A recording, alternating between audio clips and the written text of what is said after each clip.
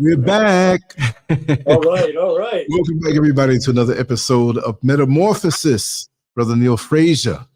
What and who is Lucifer, Satan, and the devil? Lord have mercy. I got to say it just like that. How are you doing tonight, brother? Intriguing question. Very intriguing. Yeah.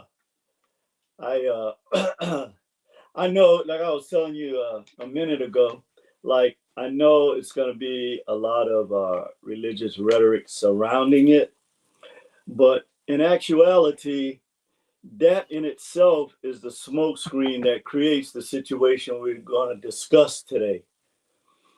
And although I am going to use a scripture to actually set it up, because if I don't do that, then our people are not going to really be interested in engaging in this. So I just want to greet Brother Lance again, everybody under the sound of my voice. I know it's the holiday season for a lot of people out enjoying their families or whatever you do on the holiday. Hopefully, if you did spend money, you got the children something that they can actually use, not toys that would break in, 3 months. But the whole idea is just to well, they should be getting love from you every day. But I know that this is a tradition in our country. But I didn't come here to talk about that today. But it does kind of go hand in hand with the situation that we're going to discuss today, because, throughout our lives, we've always heard about this entity that controls the world that we live in now, and that is responsible for the administration of all of the evil that we see on the planet.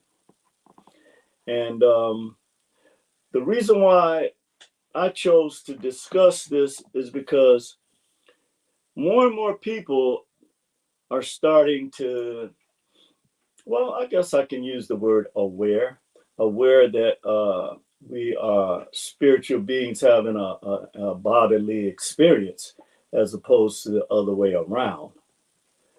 But at the same time, we still have to confront these images that control the way we act, think, what we do. And there is no bigger image in the world, okay, in terms of,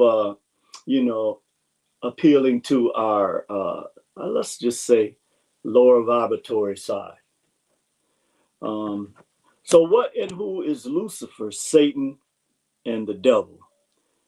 And more importantly, who created, now watch this, who created him or her? Because the next question is this personality, figure, being, entity, however you want to describe it, is it a male? Is it a female, or both? Do we live under the administration currently on Earth of this entity? What is the origin of this concept? And more importantly, when we start talking about the mysteries of the Bible, we'll get into this a little bit. But why is Lucifer portrayed as an angel of light by some manuscripts?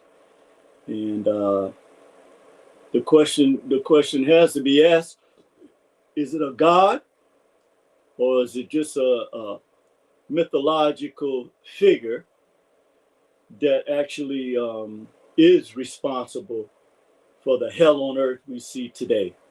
So we'll discuss some interesting points in regards to that as well. We're going to look at the characteristics that are associated with this entity. We're going to look at what the scope of its power and influence And how does this power and influence control our world today?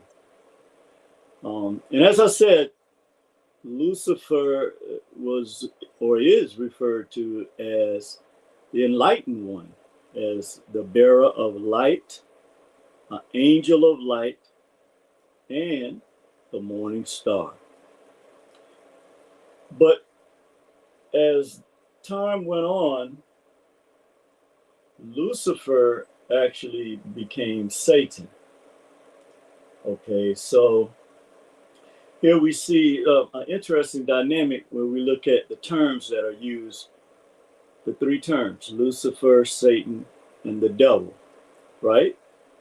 So we still see this as a being that's invisible, but nonetheless responsible for all the evil or sins in the world.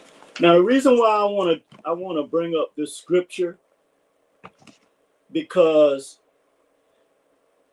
what we are taught in religion, particularly in America, is mainly false. And the reason why it's false is we're going to do a comparison about what is actually taught to us in religion.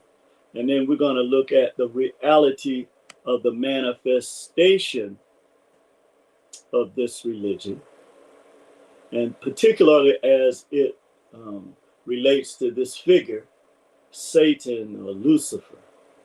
Okay, so first we're going to look at Galatians 5 and 22, I think it is.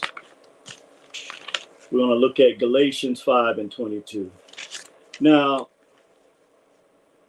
this is what we're told that someone that's in religion or believes in God or the Creator, whichever one you prefer, this is what we're told would be the manifestations of the fruit of this spirit, okay?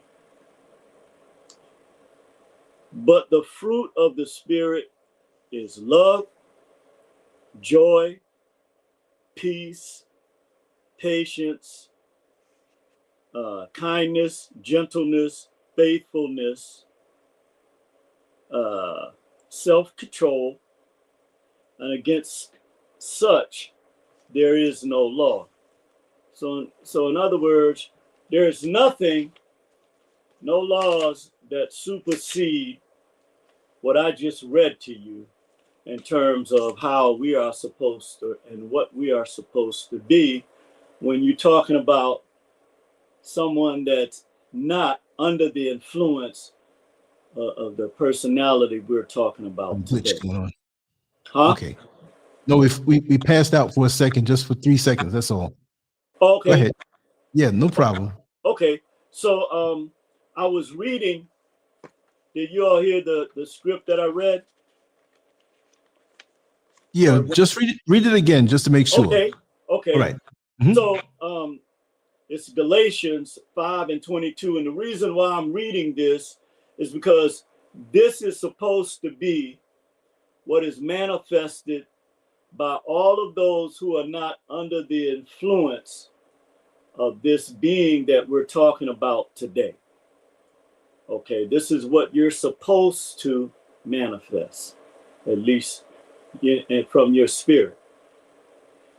But the fruits of the spirit is love, joy, peace, patience, kindness, goodness, faithfulness, gentleness, self-control, and against such there is no law. Now, our people used to call this the sunum bonum, or the greater good. This is where this concept originated from. But the reason why I read that first is because, as we will see as we go down the different bullet points discussing this topic today, what is the real manifestation of what is told to us in religion and what is the actual reality of the manifestation of this being that we're talking about today. And so we have to ask ourselves this question. Who or what are we really serving? And we'll be clear about that after this. Now, we're going to read the counterpart to what I just read you, or which is really the real manifestation of our world here today. And not just in America, but all over the world, we see this. And so this is a very interesting script right here, because it's actually, it actually shows what the real manifestation is that we're living with and dealing with every day. And so I want to propose this, that this, because we are living under the administration of this entity we're talking about today, that America reflects more of the 7 deadly sins. Okay, and this was a concept that was created by the Catholic Church, by the way, by Pope Gregory.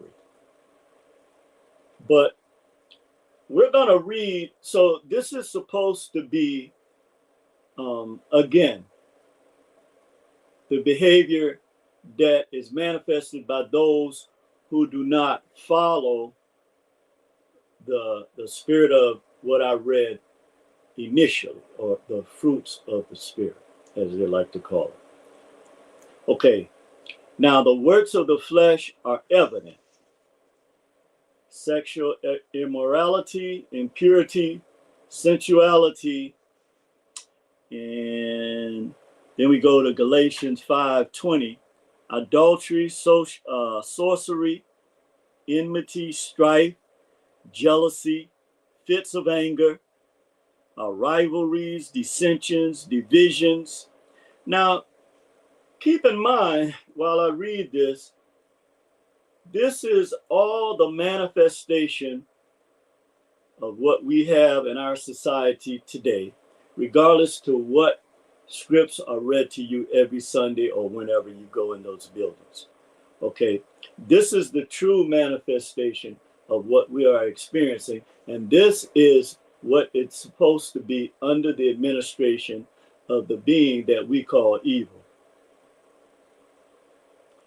But yet, so again, we have to ask our question, what God are we really worshiping? Or more importantly, who is your real God? Okay, so it goes on further to say that all these, okay, hold on.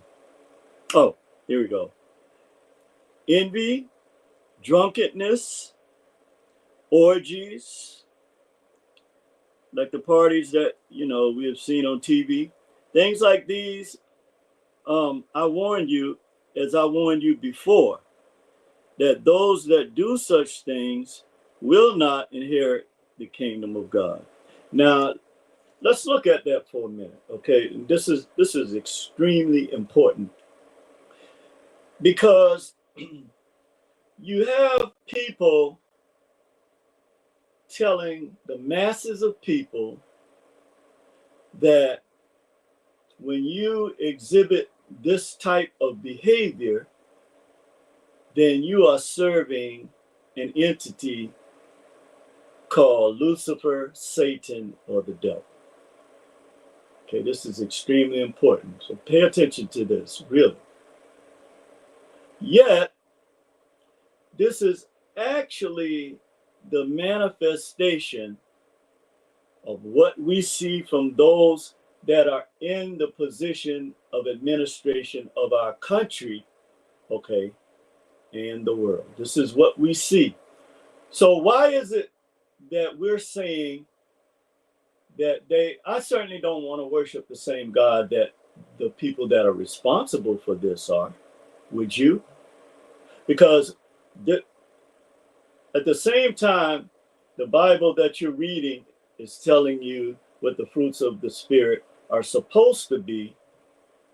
We also see a rebuttal of these 7 deadly sins that we're getting ready to talk about, that is the primary spiritual aspect of our society today. And this is a fact. So what I am saying is that America, whether it touts itself as a Christian nation or religious nation, is a nation that's under the administration of this entity that we're talking about today. And you know, we always throw out these names, but we never actually look at the characteristics of this entity, and more important, how it plays itself out in our world today, and specifically in America. Okay, so what are the 7 deadly sins? Let's look at it. It was pride, greed, lust, envy, gluttony, wrath, and sloth. Now I'm gonna read that again, because again, when we examine the society that we live in, okay, we see this behavior more prevalent than the behavior that you are preached to about every Sunday, or some of you every day. Okay. So again, I ask the question, whose authority and administration are we under in this country? So let's look at the facts. Okay, so let's take the first one, the first 7 so-called 7 deadly sins. All right. Pride. Well, we see more narcissists in our society today as a result of pride than anything else. This one particular deadly or cardinal or capital sin, as they call it, has done more to bring forth some of the behavior that I was reading earlier in regards to the character traits of the people that are under the administration and authority of this being. And I'll read it again. Okay, it's sexual immorality, impunity, sensuality, idolatry, worshiping, false gods, sorcery, enmity, strife, jealousy, fits of anger, with the hate that we see against our people all of the time, every day, rivalries that are set up when you bring people and put them in black neighborhoods, knowing that it's going to cause a natural cultural clash. These are all things that are manipulated under the administration of this entity that we're talking about today. Okay, you create rivalries, dissensions. You dissent from anything that would unify people to try to help themselves. Divisions, you cause divisions. And again, all of these things, envy, drunkenness, orgies, things like this, it says in your own scripts that you believe in, that you will not inherit the kingdom of God, whatever you think that kingdom of God, believe that kingdom of God is. So how much clearer can we be about this? So we see this in this pride, that you can go on YouTube anytime. You can turn on the TV and listen to these what they call I guess Christian evangelists or Christian nationalists. Okay, so, and they'll tell you themselves that that is a Christianity, as far as they're concerned, that is a white God that they serve, and that you're not included in that. So I don't know why we play these games, because if it was a situation where people really did what they tell you to do, okay, do what I say, not what I do, then your mind would be open to the reality of what and who you are serving. This same entity that you call Lucifer, Satan, and the devil. This is who you are following. It said right there. This is not me. This is what you believe. Okay, let's look at greed. Why do we have millions of Americans living on the street? Why is that? If this is the richest country in the world, as you say, and then you turn around and say, to whom much is given, much is required. You see the double speak here? Why can the average American not go out and afford groceries? Difference between keeping the lights on and buying groceries. Who is responsible? So on the one hand, every Sunday, these churches all across the country are preaching this to our people. But look at the fruits of the spirit of this. This is under the administration and authority. I don't care who don't like it. You can sit and worship what you think you're worshiping today. But the reality is that we are under the authority and the administration of this being that you know and have been taught. The name is Lucifer, Satan, or the devil. This is a fact. Greed has been the number one downfall of American society. Just pure and simple. So you eliminate the middle class, where people don't have any safety nets. Okay, so what I read to you in Galatians 22 about what the real fruits of the Spirit supposed to be, this is a totally opposite of what we actually see with these people that are preaching these scripts and got our people giving billions of dollars to and worshiping this being that we're talking about today, because this is the fruits of its spirit. Wrath. Why is so much wrath directed towards black people and the black man? Why? Why? Is because, again, this entity that we're discussing today hates you because you are the primordial seed and you are the direct reflection of the entity that created man and woman. And I like to ask because, so was Lucifer created by the creator or by the God that you say you worship? I know that's something that's preached to our people, but we have to look at this a little closer. I beg to differ. I don't think I know that the creator, creatrix spirit of the universe would not create something that would destroy his own creation.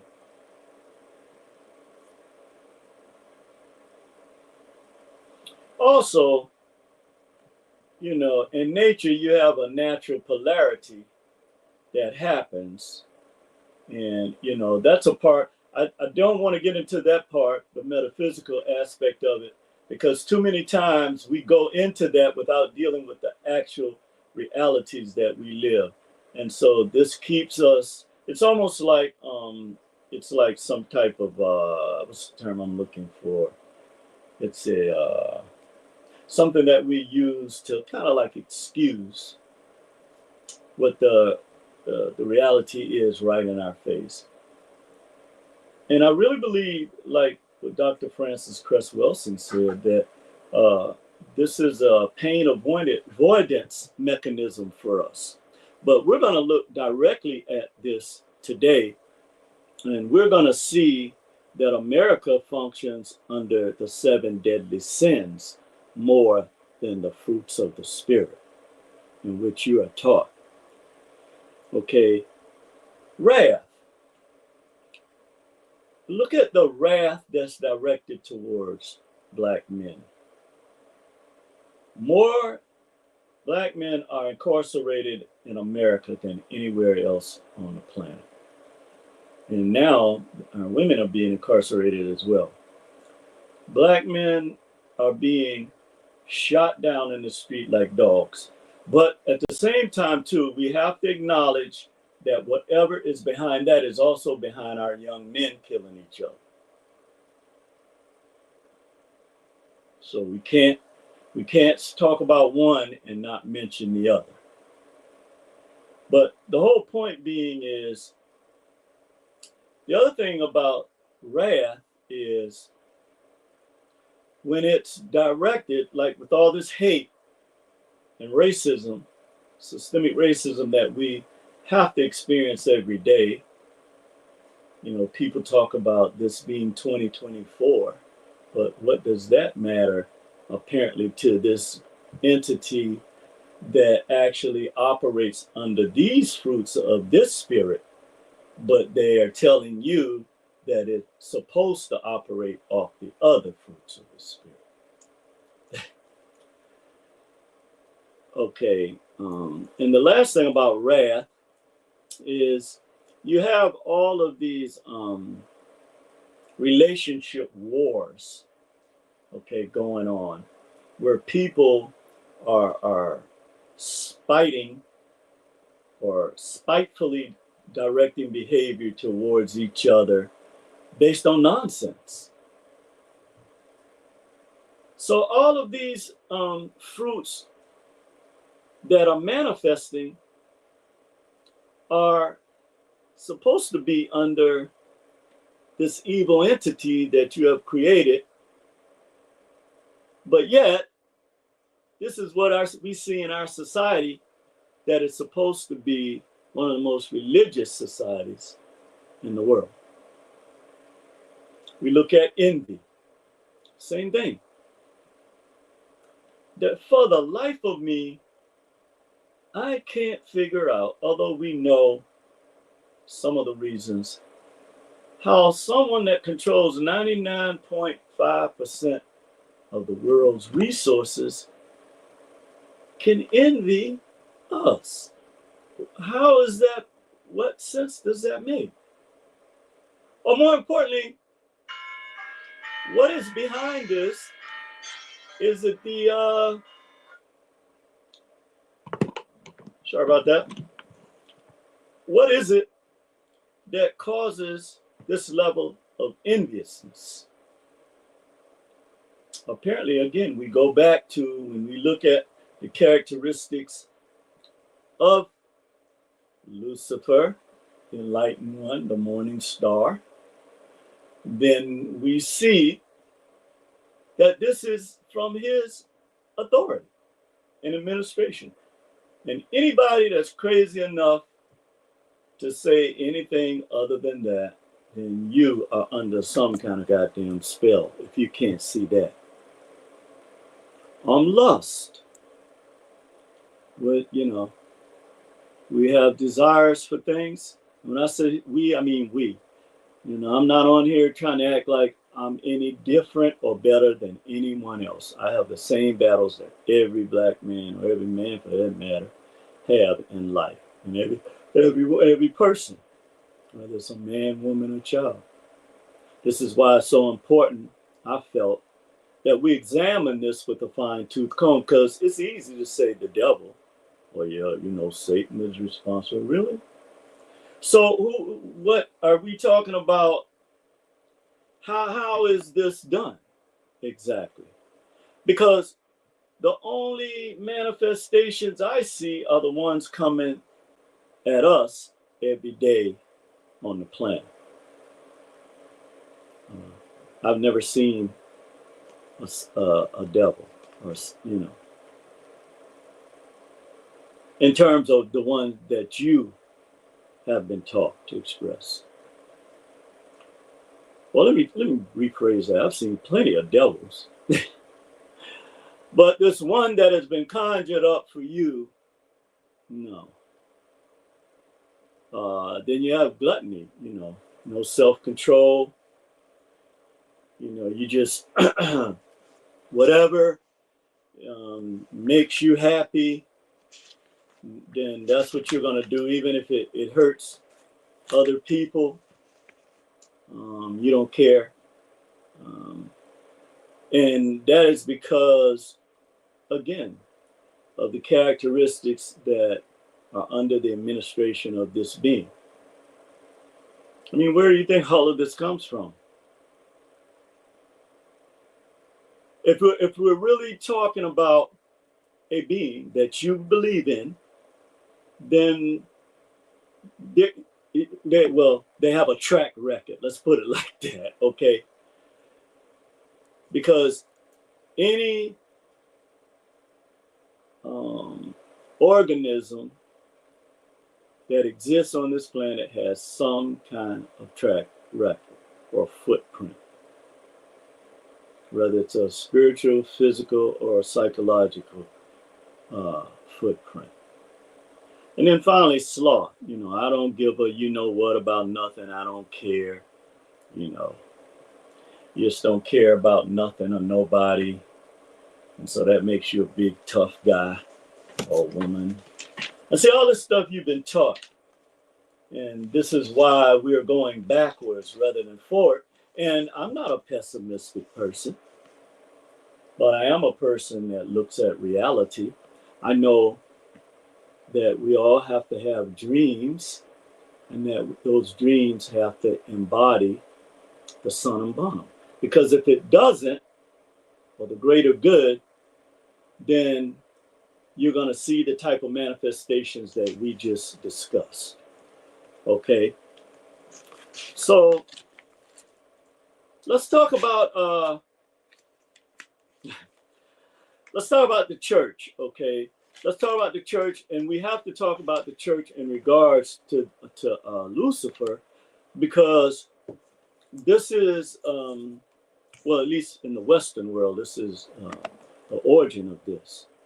Okay, so we go back and we ask the question, why is it in all the manuscripts around the world that this being that as an evil being,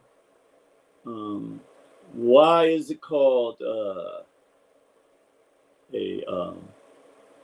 son of light, or light bearer, or an enlightened one, or a morning star? So let's look at what the age of enlightenment actually is, okay, or what is called the age of enlightenment. These are the things that happen, and this is when the church first began. Well, not first began, but they continued to penalize people or even kill people based on them thinking outside the dogma that was created for people to live in at that time. So this is the age of enlightenment. And remember that this term, enlightenment, means that you have some type of acknowledgement of truth.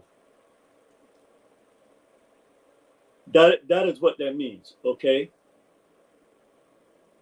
Sorry about that, guys. So in the age of enlightenment and intellectual movement of the late 17th and 18th centuries, emphasizing reason and individualism rather than traditional religious rhetoric. So I'm going to say that again because this is very important to what we're discussing today. That the age of enlightenment is a state of being enlightened, or aware. Let's use that word. That will give you better comprehension. But the actual age of enlightenment and intellectual movement was in the 17th and 18th centuries, and it emphasized reason, in other words, thinking, and individualism, or that you have the right to decide whether or not you want to believe in something or not, rather than traditional religious rhetoric. Okay. And it was heavily influenced by 17th century Western philosophers. I added the Western philosophers, such as Descartes, Locke, and Newton, and its prominent exponents, including Kant, Goethe, Voltaire, Rousseau, and Adam Smith. Now, the reason why I brought that up is because you're going to see what the church did to people who, openly said, well, we're going to begin to see the world,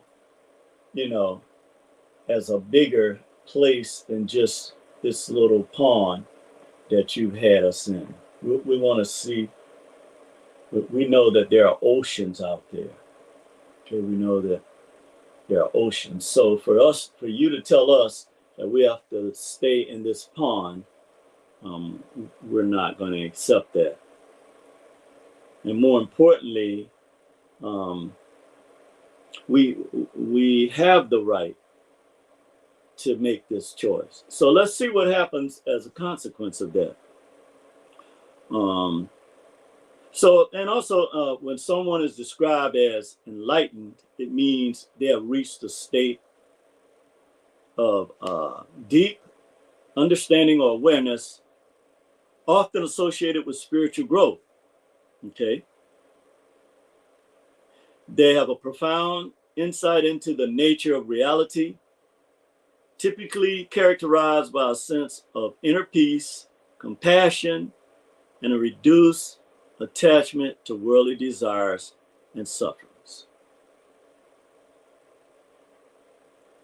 So I want you to think about the being that we're discussing today, which you have been told in the churches, but yet the church is the one that's exacting the characteristics, as we're going to see, that we associate with this being. Okay, we're going to show you how this is not only hypocritical, but it's also under the administration and authority of this being that you contribute all of the bad things in the world to. The first century AD, when Christianity emerges through the 15th century, the church established many of the ideologies that shaped our world. The Inquisition of the 12th century, when the church executed anyone with a different view than them. Okay. Now, does this sound like some fruits of the Spirit to you? Or does this sound more like the entity we call Lucifer, Satan, and the devil? I'm just putting that out there. Okay, because everybody want to act like they're an authority on something, but let's be an authority on the manifestation of what we see. Let's do that, because we have a way of trying to, make things fit for these people that are under the administration of this entity that we're discussing today, which it clearly shows, but yet you want to penalize anyone that thinks differently. This is exactly what they did. But they went beyond. You're killing people spiritually and mentally, but they literally kill people physically. So let's read this again. Between the 5th and the 15th century, the church established many of the ideologies and theologies that shaped our world. The Inquisition of the 12th century, when the church executed, in other words, killed anyone or unalived, anyone with a different view than them. So what happens today? The exact same thing happens today. If someone has a different view than you, you may not kill them physically, but you kill their spirit, you excommunicate them. This happened to me in my own family. That's how I know. You literally kill this person. Okay? That's what you do. You slay them. And now we see undeniably where this comes from. Now again, I ask the question, which God exhibits these characteristics the most? Is it the one that you're, foaming at the mouth at?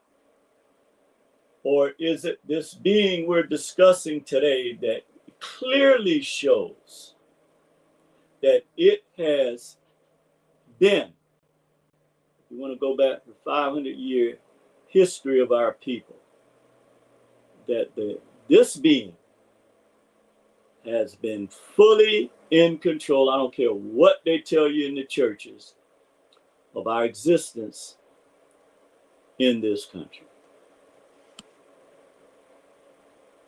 Here we have the proof of someone they executed. Giordano Bruno, a philosopher who was burned at the stake. Okay, where the good religious people at? Where you at? I need you. Where you at? He was burned at the stake. Now, is that something that someone that's supposed to exhibit the fruits of the Spirit that I read to you, that everybody knows and quotes, or is it part of the 7 deadly sins that I read to you? Which one is closer to the reality?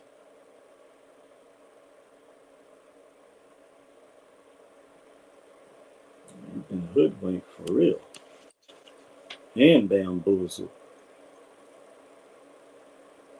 Now, this philosopher was burned at the stake because he questioned some of the same things I'm questioning today.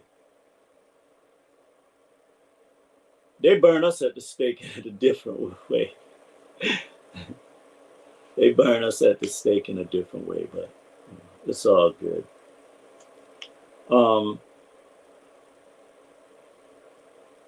Okay, this is satanic behavior. Whether you want, I don't care what you call it. This is satanic behavior. So in the 1600s, because of his philosophical views that challenged the church, he was persecuted and killed by the church. Where y'all at? We have the proof. Now, again, I ask the question, which God are you serving?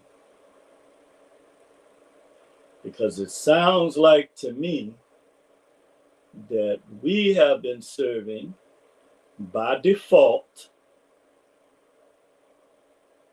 the same entity that we're talking about today. That's who we have been serving. Whether you want to admit that or not, that is actually. And I remember somebody, thank you, Richard. I remember somebody saying that the biggest thing that this entity did was to convince the world that it did not exist. Think about that. Because I agree that its authority and administration runs America, okay, and certain pockets on the planet. And anybody that can't see that or don't want to admit that, then you are lying to yourself and lying to your brothers and sisters, which we know happens to our people every Sunday. So I want to use one of the earliest known deities that was associated with this concept of evil and how it was turned into an evil entity by Western Egyptologists. So Set or Seth was the brother of Osiris. So now you got to comprehend something again. The way that Western Egyptologists interpreted the Medu Neter, or interpreted all things, manuscripts, had this concept that was introduced into our concept of good and evil. Because originally, this was not it was not meant to be this way. So Seth was basically the ruler over the darkness when the sun went down. And when the sun came up, Osiris was. So it just showed the polarity of our existence, okay? But like everything else, there has to be a damnation of something in order for it to be explained. Because remember, if you do not have the ability to function at 963 hertz, the real God frequency, then you have to make up something that will give some type of rationality to the way you see it. Okay, that's the best way to put it. And you bought that hook, line, and sinker. But we see who execute. And you know, that reminds me of how, I don't want to talk about that. We know about what they did to our people on the plantation.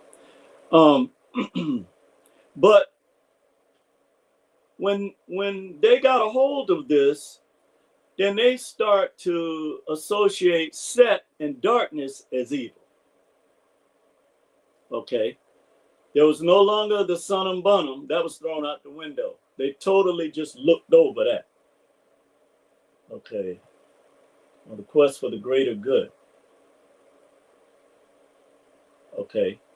They just threw that out the window. So they made Set an evil entity because he represented the darkness. And again, I want to remind people, when you look at celestial language, that's why you were taught in reverse.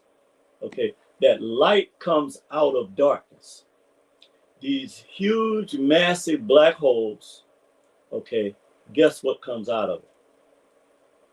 The brightest star in the universe, the quasar. In fact, one quasar can blind out all the other billions of stars in its galaxy. That's what you are. So you see why you were taught this way? Because when you allow nature to teach you, then you see the truth. Even in your script, in the beginning, it was darkness. Okay. And light came out of darkness. So this is why you were taught in reverse, because this entity we're discussing today has always influenced those in power. Okay. Maybe they were created for that purpose. Okay. But we clearly see the results of this. So let's talk about something very important too in regards to this. Let's talk about the mysteries of the Bible. Okay, because this is very, very important to what we're discussing today. So the way that books made it into the Bible, 66 books, in the Bible, the Protestant Bible, because the Catholic Bible has 73 books. 73 books. Everybody want to contact me now. The Catholic Bible has 73 books, and the Ethiopian Bible, I believe, has 81 books. So you ask yourself, why is there such a discrepancy? If this was, as you've been taught, inspired by holy men that were inspired by God, then let's deep dive into this and see. So let's look at canonized versus non-canonized books of the Bible. The one that jumps out at you,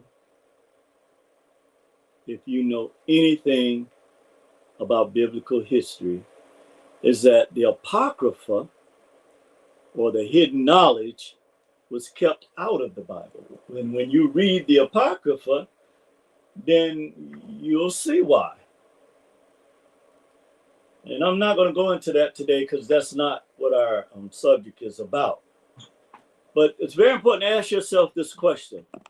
So if these scriptures, these books were put together, become the Bible as you know it, it was done by a process. It wasn't done by no inspiration from, it was done by men, and men, mainly men like me and you, who sat down and decided which books were going to be allowed and which ones were not. So this entity that we're talking about, if it has this type of power that we attribute it to, certainly had to have some type of influence on this process, wouldn't you say? Because see, we don't like to talk about this. We like to keep the blinders on and say, oh yeah, what's the inspired word of God and blah, blah, blah, da, da, da, da. Yeah. Okay. 100 million copies are sold every year of the Bible. But not all Bibles are the same. Until the 1800s, the Apocrypha was included. Okay. And there are many versions of the Bible, and they vary in what is in them. So, as I was just saying, these holy men inspired by God that you've been taught, I guess all of a sudden in the 1800s decided, well, maybe we wasn't inspired by God. We'll just take the Apocrypha out. I guess. So like what they do in the education process with CRT and DEI and all these terms they use, woke, anything to try to degrade you, make you feel inferior when we know who the real inferior ones are.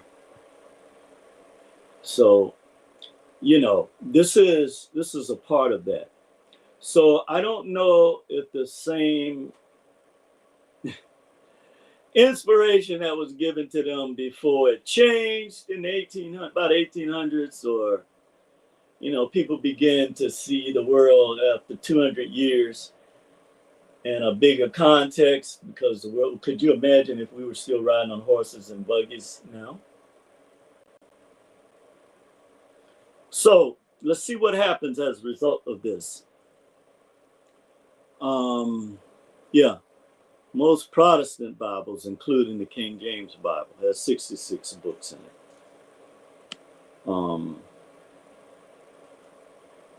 So my question is, which collection of these thousands of manuscripts do you accept?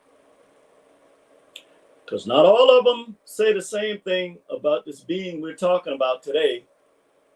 He was called the Enlightened One, or he or she, the Morning Star.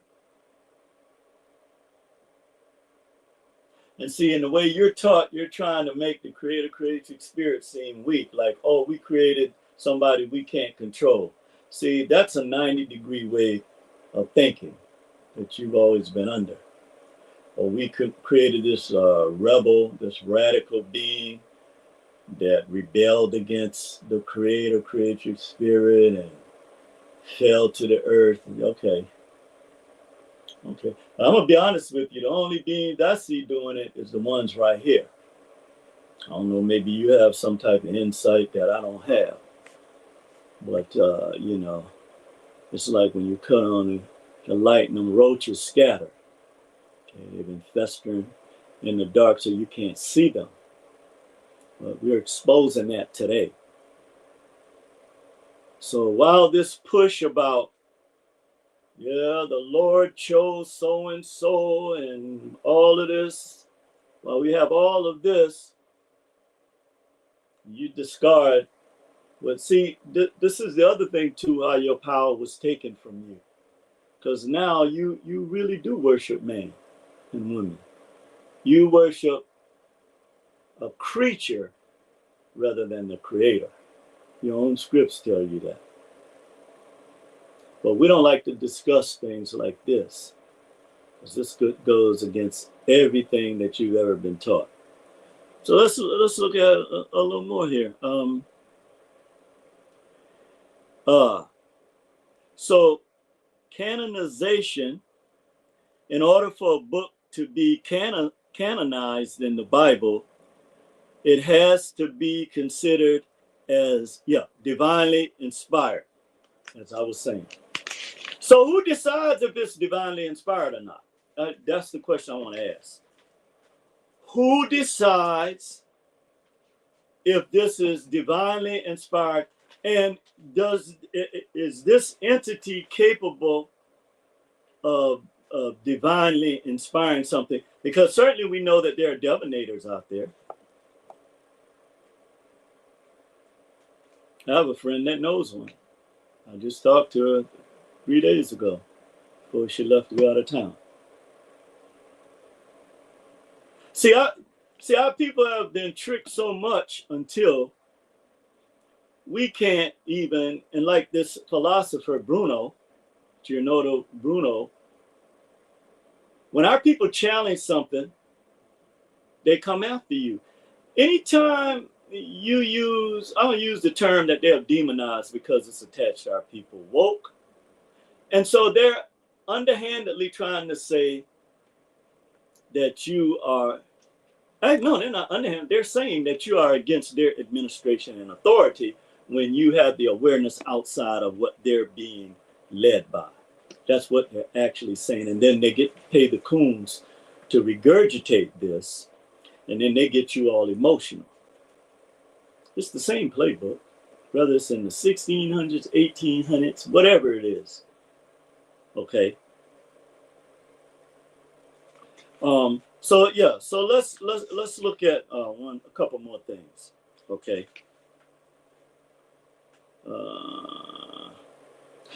So we know that so as I was saying, when they say that a book is canonized, then they're saying that it had to be divinely inspired. So my question is, divinely inspired, because we know something can be divinely inspired from another source that does not have your best interest at heart. Okay, I don't care what they tell you. We know this already. So are you saying that these men who are supposedly divinely inspired, are they not influenced by what they believe and the people that they are surrounded by every day? Now, if they were like the Hogan, who sits up on a huge hilltop and has no contact, if he has any contact with any of the Dogon, then he has to be removed as the Hogan. Now, I can see that. But we don't have that. We have these so-called Christian nationalists talking in your face every day, boldly, refusing to repent, refusing to pay you reparations that you owed from your ancestors. I mean, boldly. But yet you say that these people worship the same God you do, when we clearly see the fruits of the spirit of this administration and authority that we're talking about today? We clearly see that. So these men, because they didn't let women, okay, make decisions like this as well. What divinely inspired them? That's my question. What source of this divinity are they referring to? Okay. But this process, this whole process, it led to bitter rivalries. Now, what did we read in your scripts that you believe in so much? That's part of the desires of the flesh. Is that correct? Rivalries, yeah. But yet these were the men that's responsible for the scripts that you're reading today. Okay, now you explain that one to me. I'll listen. Because I know I ain't crazy. So we're talking about ordinary men that have prejudices like everybody else and preconceived notions, okay, that decided what books were going to be canonized. There was a group of men who decided what books would or would not be canonized.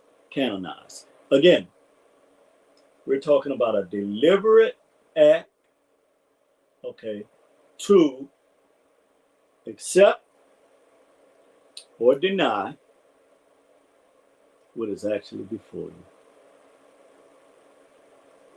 Okay? Politics, economics, okay, not spirituality that determine this. We clearly see this in the canonized process of the church in that day, that you are still under this spell today. Look, it said right here. Because we have a way of trying to make each other feel bad or stupid or inferior like they do other. Oh, you don't have the knowledge of that. Really? It says right here in your script, in Galatians 5:19, sorcery, idolatry, not adultery, idolatry. You know what that is? That's worshiping false gods. And how? Through sorcery. I didn't write that. The same people that decide what books go in the Bible, okay, they're responsible for putting that in there. Not me. Not Neil Frazier. You can get angry at me all you want.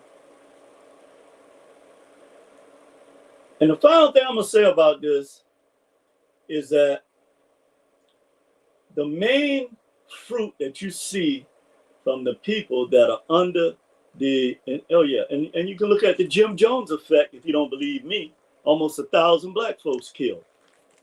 Okay.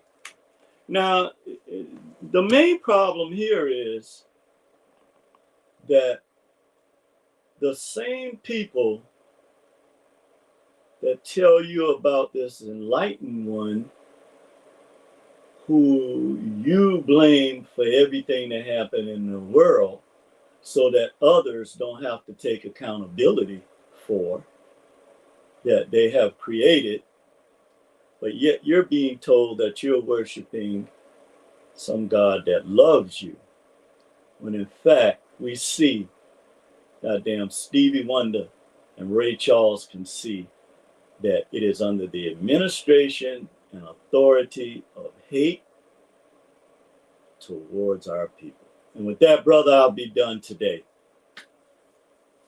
Yeah, so this is the reason why this is important, and I want all you guys to go back and enjoy your loved ones today, to look at the spirit of what you're dealing with. Show love, give the children love, but tell them the truth. See, the longer you kick this can of truth down the road, the harder it's going to be for them. I don't know why you all don't get that. You can go back and look at our history and see. The one thing that I'll always be grateful for our ancestors, they told us the truth. Well, they didn't really have to verbalize it because they lived it. We saw it, what they went through. So that in itself told us the reality of what we're dealing with. But yet you're being told that a being, okay, that creates evil and causes people to do evil stuff is responsible for the condition that we find our people in today. Okay. And my only question to you is, who or what is this being? How are you defining this being? What is the administration of this being?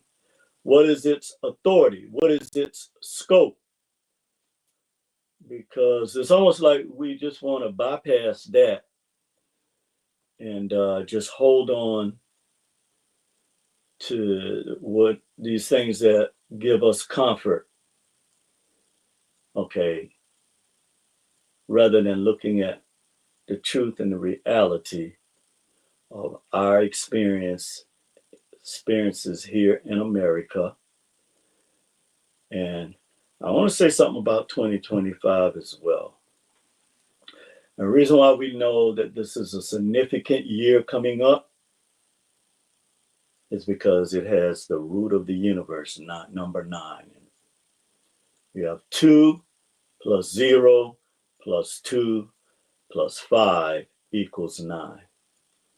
And again, when you look at celestial language, okay, I'm not talking about astrology, I'm talking about celestial language, then we know that something very significant is going to take place in the year 2025. 2 plus 0 plus 2 plus 5 equals 9, which is the root of all functions on the planet and in the universe.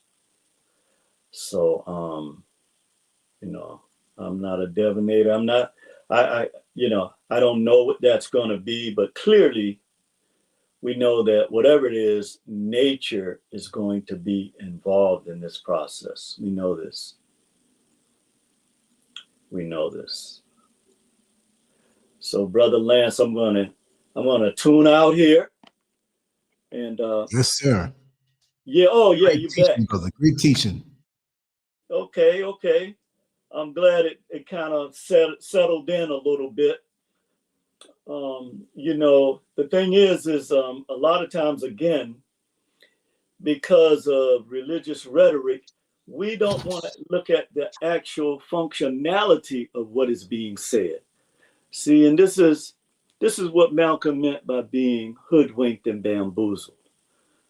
Those terms are very, very important, because without that, Black people couldn't be in the condition they're in today.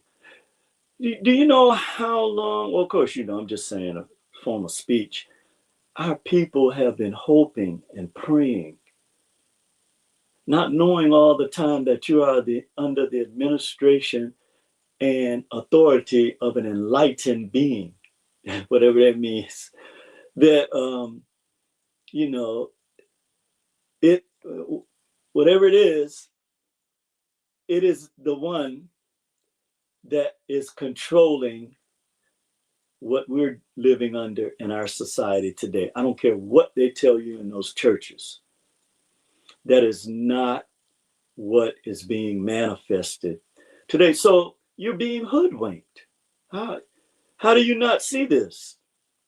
So this God that has been demonized, and the reason why I call it a God with a little g is because it has an administration. You can see that here in this country, and it has the authority to control that administration. That is what a God, G-O-D, small g is. Okay. And you're under that administration and authority. I don't care how many scriptures you read every day. So the mistake we make is not, and because of this, we're not able to look at the truth. Like I told you, that young guy that wanted to pray with me, and I immediately told him, I do not pray with people. Okay, I do not. Because that's not real. That what you're calling prayer is not really. Like, so you and I can have what's equivalent to what they're calling a prayer, just by mere fact that we're connected, like we are right here, right now. To me, this is a form of prayer, not asking for something that you already have the power to manifest, but you just refuse to look at the actual reality of it. And that's where we're at. Because if we looked at the reality of it, we'd be like, oh man, we need to do something right now. You know, it'll be a big sense of urgency. You know, people, and we do have people like you, Brother Lance, that's challenging the status quo. And unfortunately, this entity and this administration and authority that it has here on the planet penalizes our brothers who, you know, and this is our legacy in this country. We know what it is. You know, like you always say, we're up for this. And, you know, when you're following the true creatrix, creator spirit of the universe, you have a moral code that's already inside of you. You know right from wrong. You know, you don't have to read a script to know that. If you never read anything, okay, you have that moral code or that sunum bunum inside of you. All right, my brother. Well, like you like to say, on to the next one. Exactly. Yeah. Thank you so much. And, Thank you so much. I so appreciate you so much, the way you break things down and you make it easily digestible. Many other people, when they speak, it's like feeding a rare steak to a newborn child. They can't do nothing with it. Well, yeah, you know, we have to do what we know we have the capability of doing, whatever it is, and not be envious of each other's gifts and talents. Again, that falls under what I was reading earlier, under the administration of this being that we've been taught to hate, that actually we've been under its authority all our lives. That's right. That's right. Thanks for the clarity. And thank you for that wonderful conversation that we had personally the other night. Oh, man. And, there will be a part 2 and updates. You're like David Copperfield. You have that round table. You know what I'm talking about. But exactly. Yeah, exactly. It's a good thing, brother. Well, you That's have right. a good day, brother, and I'm looking forward to hearing some more of what you got going on this day and moving into. Oh yeah, very exciting week. Very exciting week and a lot of progress. And I want to thank everybody for being here. And it's always a joy and always a pleasure. And the upgrades are coming real soon, like I was telling you. And I showed you too. So you I saw it, man. I saw you can be rivaling the big news outlets. That's for sure. All right, brother. Well, I better get going. Yeah, thank you so much. All right. All right. Peace. Peace.